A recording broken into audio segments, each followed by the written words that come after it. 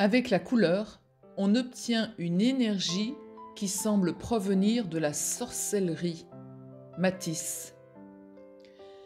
Matisse avait conscience des énergies qui le traversaient et qui influaient sur sa peinture. À son époque, tout ce qui paraissait provenir du surnaturel, de l'inexplicable, du miracle, pouvait être traité de sorcellerie ou de magie. Alors, le fait de pouvoir interférer sur la réalité et modifier le cours de nos existences en influençant nos énergies, en les guidant, donnait-il le droit de considérer l'inexplicable comme de la sorcellerie? Mais ceci n'est pas le propos. Revenons à Matisse et à son rapport à la couleur. Voyons plutôt les faits avec nos yeux d'enfant.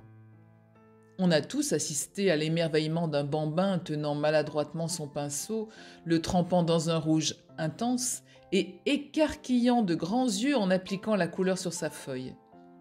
Cet enfant est toujours là, à l'intérieur de nous. Et lorsque l'on mélange deux teintes, un jaune pur et un rouge vif, la magie opère. Un magnifique orange sublimé par l'énergie de l'artiste et l'intention qu'il y met surgit.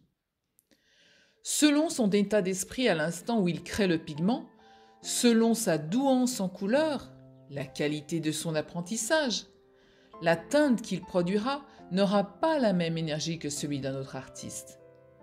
Et puis ensuite, cet orange ne vibrera pas de la même façon selon qu'il se trouve posé à côté d'un bleu turquoise ou perdu au sein d'une masse grise, ou bien juxtaposé à un jaune qui se dégrade jusqu'à une lumière blanche et divine.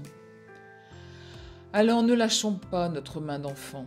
Continuons à garder en nous cette fascination de ce qui se transforme à nos yeux. Laissons-nous surprendre par ces énergies qui nous guident avec bienveillance.